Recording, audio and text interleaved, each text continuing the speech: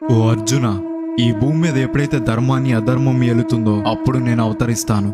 ఒకరోజు నారదముని మహర్షులందరూ వైకుంఠంలో ఉన్న విష్ణుని కలిసి కలి ప్రభావం వల్ల ప్రజలు పాపాలు చేస్తున్నారు, వారిని రక్షించాలని వేడుకుంటారు. అప్పుడు విష్ణువు గౌతమి ప్రవాహంలో చందనపు పేటికలో నౌకపురి చేరుకుని అక్కడ అవతరిస్తానని చెప్తాడు. కొంతకాలం తరువాత నౌకపురిలో చందనపు పెట్టి నదిలో కనిపిస్తుంది. దాన్ని బయటికి తీసి చూద్దాం అనుకుని దగ్గరికి వెళ్లేసరికి మాయమైపోయేది. ఒక రోజు ఆ ఊర్లో వృద్ధ బ్రాహ్మణుడి కల్లోకి విష్ణు వచ్చి, కలి ప్రభావం వల్ల మీరు నన్ను చూడలేకపోతున్నారు, తెల్లవారుజామున నది స్నానం చేసి మంగళ వాయిద్యాలతో నౌకలో నది మధ్యలోకి వెళ్తే గరుడ పక్షి వాలే చోటు ఆ పెట్టె కనిపిస్తుందని చెప్తాడు. విష్ణువు చెప్పినట్టే తర్వాత రోజు ఆ ఊర్లో వాళ్ళకి పెట్టె కనిపిస్తుంది. ఆ పెట్టి తెరిచి చూస్తే లక్ష్మి సమేత విష్ణుమూర్తి కనిపిస్తాడు. ఇక్కడ ఒక ప్రత్యేకత ఉంది. స్వయంభు విగ్రహాలన్నీ శిలారూపంలో ఉంటే ఇక్కడ మాత్రం ఎర్ర చందనంతో చెక్కబడిన విగ్రహం ఉంటుంది. వేం అంటే పాపాలను, కటా అంటే పోగొట్టే వాడని అర్థం. ఈ రెండూ కలిపి వెంకటేశ్వరుడు అని పేరు పెట్టి నారదముని నౌకపురిలో గుడిని నిర్మించాడు. నౌక అంటే ఓడ. అలా కాలక్రమేణా నౌకపురి ఈ రోజు వాడపల్లిగా మారింది. ఏడుకొండల వెంకటేశ్వర స్వామి